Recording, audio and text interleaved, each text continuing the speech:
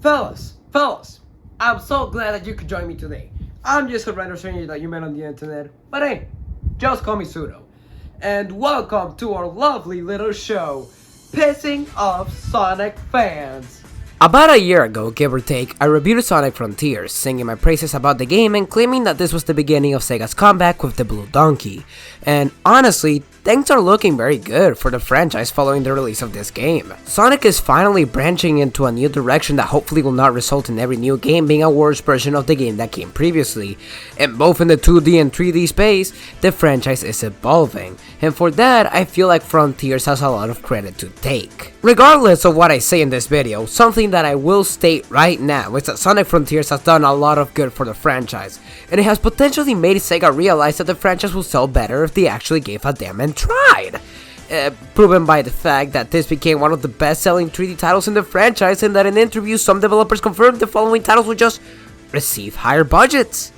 Why wasn't this a thing already? You know what they say, cooking is hard when you don't have a spoon. Or a house. But that makes me think back on Frontiers. Just how much of my enjoyment came from the hype of the new Sonic game? How much of it came from the game's own merit? Was the game overhyped? I will be making some comparisons to the first time that I played the game to highlight any possible changes in opinions I may have developed while playing the game again. So, if you want, you could go watch the original video to see what I say there, just saying. Okay, actually rewatching the video footage, it is crunchy and pixelated, and the audio for a lot of the music is in only one side of the fucking audio, so maybe you shouldn't watch the video that I put through an air fryer. I do want to say, I will be very critical of the game and its many mechanics. I've seen a lot of people that have been very reserved with their criticisms because they are afraid that voicing their complaints will end up shooting the franchise in the foot. But I'm not really afraid of such things. People should not be afraid of criticizing things. You want the franchise you like to go in the right direction, and voicing your complaints is exactly how that will happen. And if whatever I say has a negative effect on the franchise, well, that's just another content farm that I can take advantage of.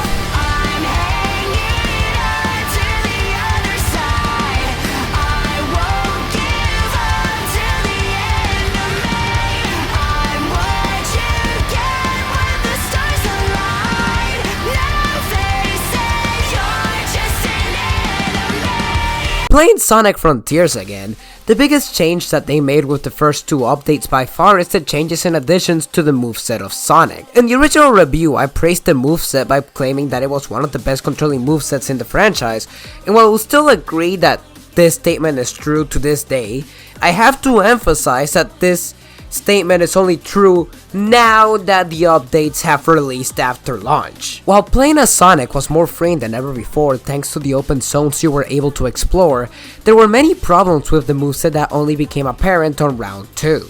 And yes, momentum is a part of this conversation. Sonic's speed was perfectly fine, I like how fast he can go, and swimming around the stages is still one of the best aspects of the game. Sonic as a character feels like he was built for this type of game, but in the original release there were many things that held him back, and it was the ease in which you lost speed. Sonic had no momentum in the original release. Jumping immediately killed all the speed you had, the drop dash still kills all your speed, I don't know why they haven't fixed that. The grind rails and most other actions took away from the speed of the game more than enhancing it. I mean, I understand why this was a decision, but it became a lot more apparent now just how much worse the game was by this decision to just not have any momentum during the second playthrough. It was a game of stop and go because things on the ground could just stop your speed whenever, you were incentivized to avoid enemies, and jumping because it got in the way of the speed. The thing that you fucking play this game for. I'm not inviting this asshole to breakfast. I remember I noticed this too at launch, but I let it slide because, well, I didn't know if momentum will actually benefit or detract from the experience. But now I know that this was just a very poor decision. Sonic feels much better to control now that there's actual momentum in the game. The entire experience just feels faster. Sonic feels more fun to mess around with as you can basically jump like fucking Superman through the entire map, and it's great! It is also to the benefit of the cyberspace levels, opening the way for shortcuts and giving these levels something of worth for once. What the hell did that sound so negative? I actually like those levels. I feel like the movement in Sonic's arsenal is only enhanced even more because of the addition of the spin dash. The spin dash is so fun, man. Honestly, one of the best aspects of the game as a whole. Makes moving around extremely fun. It's just, I love this move. But who cares about running, boy? Put the gloves up, Sonic. You're entering the ring. Sonic Frontiers also has a lot of combat, and honestly, I don't really know how I feel about it. In Sonic Frontiers, one of the biggest aspects about the game is the combat, as you will be constantly fighting against big bad origami that tries to fold you harder than they did at the time of their creation. The game does take advantage of many of the base moves Sonic already has in his arsenal, however, they won't be enough to get the job done, which is why Sega decided to give a whole skill tree to this motherfucker with many different abilities. The amount of stuff that he can do and the potential is definitely there. It's not as deep or as fun as a hack and slash like Devil May Cry, but at the same time it was never trying to become exactly like them. And for what it is, I will say that it is pretty fun. In New Game Plus. To be entirely honest, in a first playthrough the combat is quite honestly pretty miserable. You're very limited on what you can do, and what you do have available kind of gets stale quickly and doesn't feel very satisfying to use whatsoever. And while it is true that you get more options and variety as the game goes on, the moment in which you have the most options open to you is basically near the end of the game, and I mean, in the worst parts of the game at that. Ubisoft is me, I think somebody stole your maps again. The level design of the game is very weird, to be honest. The structure of the game is similar to Mario Odyssey, in which you need to get a certain amount of trinkets to progress through the story, only that instead of it just being the moons, they instead decided to shove 70 types of trinkets down your damn throat! The important ones are the memory tokens, the keys, and the gears, as the memory tokens allow you to access the character dialogue, the gears allow you to access the cyberspace levels, and the keys allow you to get to the emeralds that you need to fight the bosses of the islands. All the collectibles are then shoved into mini obstacle courses that are splattered throughout the Unreal Engine ass maps. Bada bing bada boom, you have the Starfall Islands and Sonic Frontiers. When playing the game again, while I didn't think negatively of the gameplay loop, I did feel as though the experience felt somewhat disjointed. Oh, and by the way, I'm using Odyssey as a comparison because it basically is just the Mario version of Sonic Frontiers, or I guess Sonic Frontiers is the Mario Odyssey version of Sonic. You know what I mean. And in that game, while there were many moons that were scattered about, there were also main story moons that felt grand and fun to collect. There was a storyline in the levels that you explored, and I feel like that is what Sonic Frontiers was largely missing. Frontiers lacks the grand story moons in which you do a lot of cool shit, so it feels like you're just doing a lot of side content that is necessary to progress through the story, which is not bad, I guess, because Sonic packs some of the most fun controls in recent Sonic games, so I don't mind exploring the world or just fucking around until I actually find the things I need to find, but at times it feels like I'm meandering around, doing stuff until the plot picks up again. Am I making any sense here? Let me show you a graph. This is Mario Odyssey. It has a bunch of big circles connected by lines, but around it there are a bunch of small circles which represent the side content. Yet in Frontiers there are no big circles or even lines connecting them. It's just a bunch of disjointed circles, and that is essentially what the game feels like. The overworld is not everything that the game has to offer though. There's also the cyberspace levels of the game, and in the OG video I mentioned that while I liked them, I thought that they were the worst part of the game. And after replaying the game, I do have to say that I disagree with this take, if only because I'm not as big into the combat as I was last time around. Cyberspace levels are basically just a recreation of old Sonic levels, whether they are levels from Adventure 1 or 2 or Generations or Unleashed or basically any of them.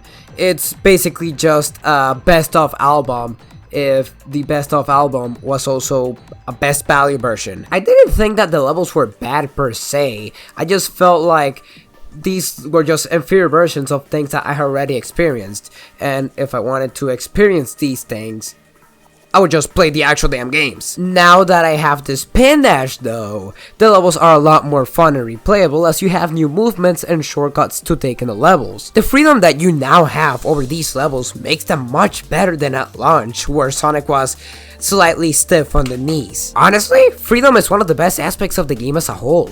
The ability to explore the island however you want is something that fits Sonic's gameplay very well.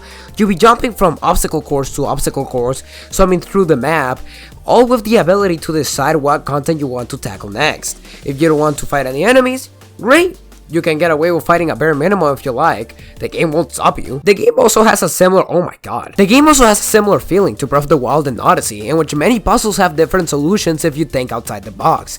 Position yourself just correctly enough, and you can get something you may have not been meant to get the way that you just did. I think that after replaying the game, my biggest issue is by far the graphics and the art style of the game, because truth be told, I think the game is kind of ugly now. In the previous video, I complimented the higher level of animations compared to the last 10 years of Sonic cutscenes, but now that I've replayed the game, I honestly believe that the game lacks in the presentation aspect compared to other games, which includes other Sonic games, mind you. One of the biggest criticisms levied against the game was the generic Unreal Engine maps that they placed Sonic and many of the elements in his games in, and they just said that it looked like a generic game with Sonic plastered on top, and to be honest, no, yeah, they're absolutely correct. While it is true that Sonic has been placed in realistic settings before, the reason why these games succeed and while Sonic Frontiers fails in my opinion, is that they blended many of the aspects of Sonic's world into the realistic setting, and it worked on many occasions, but Frontiers feels like they didn't do that. I hate to be that guy, but they actually hired that guy. You could make the argument that the settings make sense because this is an alien civilization we're looking at. We're exploring long abandoned civilization, but see, that's where you're wrong, because I saw these guys just walking on the sidewalk last week. The biggest problem isn't even that it's looking realistic, that looks fine enough, I don't really care about that. It's just the fact that these locations look so generic. Make it look realistic all you want, I don't care, but Sonic's world often has super interesting ideas. Giant casinos and forests, giant air fortresses, floating islands that have sunken civilizations, I don't know, you're exploring a volcano, snowboarding through an ice mountain, and the best that they could do was 3 grass worlds, a desert, and a volcano? At least Mario has the decency to give me a haunted mansion once or twice. The game's artistic style feels so bland because of many of its settings just not feeling unique. There's a couple of ruins that feel like they could have led to more, but just placing a couple of ruins and adding a bajillion grind rails and platforms that don't even look like Sonic platforms, mind you, does nothing for the style at all. Sonic Adventure 1 and Sonic Adventure 2 had realistic, for the time, graphics, but it's they didn't just put Sonic in a fucking Shenmue map.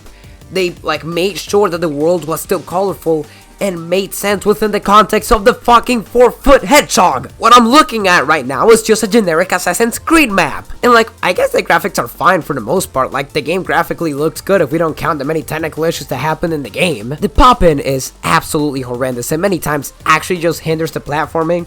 I'm trying to do something here, and then I get confused on how to do it, and the solution was actually just to basically give the platform an air kiss and it would appear. With how close I am to the platform, I have to start social distancing. I mean, come on, man. Could they really do nothing to even make these things look natural in the world? Or stop the very fucking distracting pop-in that actually just hinders the game experience? I mean, I don't know, man. This game so far is winning the we put Sonic in a realistic map while placing a bunch of generic Sonic assets into the game. Enjoy!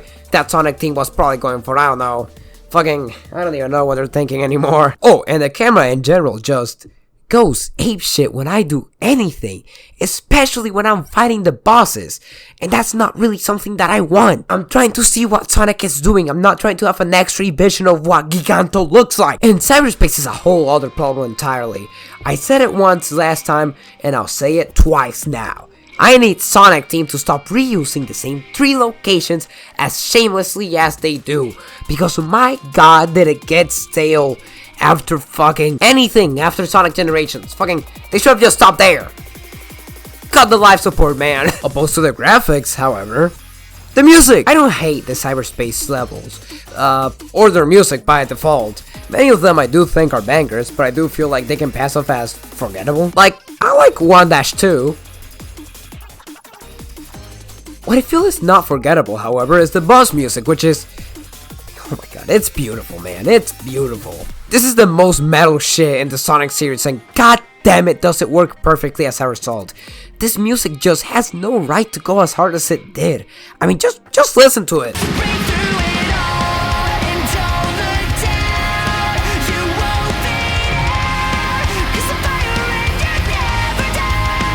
And that's pretty much all my opinions on the base game. When I look back on the base game, while I have more problems with how the game is structured alongside some other factors than when I first played it, I also feel like the many positive things have become even better. The game has some pretty dumb lows, but the highs it has are some of the highest highs in any Sonic video game. And as a result, despite all the shit that I've given the game, I would still argue that it is one of the best Sonic games. And that opinion is only elevated with the Frontiers DLC. The DLC in Frontiers is exactly like the main game. Highest of highs, but some pretty dumb lows. I mean, shit, man, that shit had me like Benson, man. I was like, Mordecai and Rigby, why the hell do you summon hell instead of the Sonic DLC? Benson, the graph you gave us was one circle. Okay, let me start off by saying that the base game of Sonic Frontiers and presumably the DLC were both very rushed. And one of the biggest issues that the developers had when making the game was that they basically had no time to finish it. In one of the interviews that they gave last year, I remember that Kishimoto said that it was originally meant to come out in 2021, but was like fucking delayed by a year. And they barely had time to even finish the game in time. Could you imagine what fucking horrors we would have seen if it came out in 2021? This, as a result, led to a very steady decline in quality with the main islands. While the first one and the second one were pretty good, the Volcano Island was noticeably a decline in quality, with a lot of very one-way signs, I guess you could call it, like fucking, I'm trying to get here, but the here is in a fucking island, isolated from the rest of the map. I mean, do I even need to explain what's wrong with the last two islands and how they just reused many assets from the first island? The content was simply just not as appealing, and the final boss. Oh my god, the final boss. I could physically see the Toho music grabbing this boss by the neck and snapping it. But you know what? That's where the DLC comes in, as it introduces a completely alternate final island in which you get to play Getting Over It. The sections in which you play as Sonic are painful. They're fucking painful. That's all I have to say. That they're fucking painful. I think this is a good place to say that for the past like 4 days, I like lost my voice. I'm just starting to get it back. Chances are by the time I'm done recording this, I'm just gonna lose it again. Sonic's main goal will be to climb 4 or so towers and finish all the challenges to conquer the cyber corruption and unlock Super Saiyan 2. Kono today. Whoa! The problem from my perspective is not so much the design of the towers itself, which is still a problem, but also how the game just prepares you for the challenge of the DLC. It doesn't. The towers are incredibly difficult with some of the most precise platforming in the game. One small mistake could send you down more times than not to the very bottom of the damn tower. Hope and pray that if you fail, you manage to find a platform to stand on. I mean, sometimes Frontiers is like Dark Souls. Sometimes you go, let's fucking go! And sometimes it's finally over, you unwiped ass cheek. And once you go through that, there are the combat challenges in which, fuck me. The problem here is that the game doesn't even try to help you figure out what the hell you're meant to do here. Oh, and the boss rush can kiss my ass. Oh my god! I was playing the boss rush on easy 400 rings to beat 3 bosses that love occasionally just wasting your time, and time is literally the health of Super Sonic. And oh, and by the way, you now have a new ability that the game just never teaches you. The perfect parry. Yeah, you cannot also like replenish your ranks. That's pretty cool. And did I mention that the perfect parry was pixel perfect? While it is true that the parry was too lenient in the base game, the game never prepares you to do this sort of shit because it was not designed to do this sort of shit, and it doesn't care to properly explain it to you until you're already getting your face beat by a giant fucking 50-meter giant. You can change the difficulty to make the platforming easier. I did it and I had a pretty damn good time, but I feel like the game does a pretty poor job in preparing you to start doing some of this, because I mean, what the hell am I meant to do here? However, you don't only play as Sonic.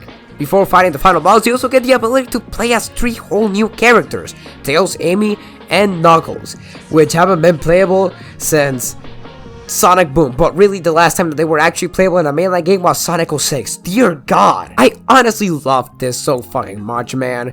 I think that all of these characters play excellently and were a delight to play as. I mean, Amy is agile, has a triple jump, a pretty fun boost, and can even drift. Knuckles has a mediocre glide to control, but it's still pretty fun when climbing and occasionally when gliding. And I mean, fucking Tails can just summon his mech and fly. He can just fly through the entire island. This is so fucking fun. What? I don't even know if they intended this for like to happen. I don't know if they intended him to be so broken, but I don't care. This shit is fun as hell. These three characters also perfectly exemplify what I mentioned earlier about making your own solutions. Like, I don't think I was meant to do this as Knuckles, but fuck it. We take those. So after you do all that tedious shit, you get one of the rawest final bosses in video game history. Holy shit!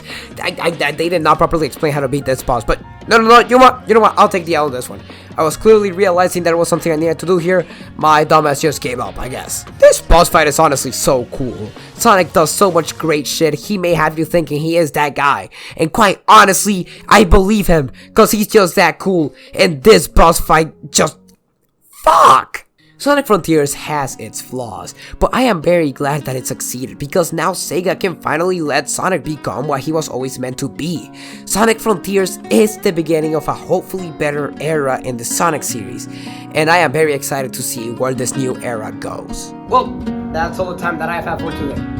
I'm just a random stranger that you met on the internet, but hey, just call me Suno.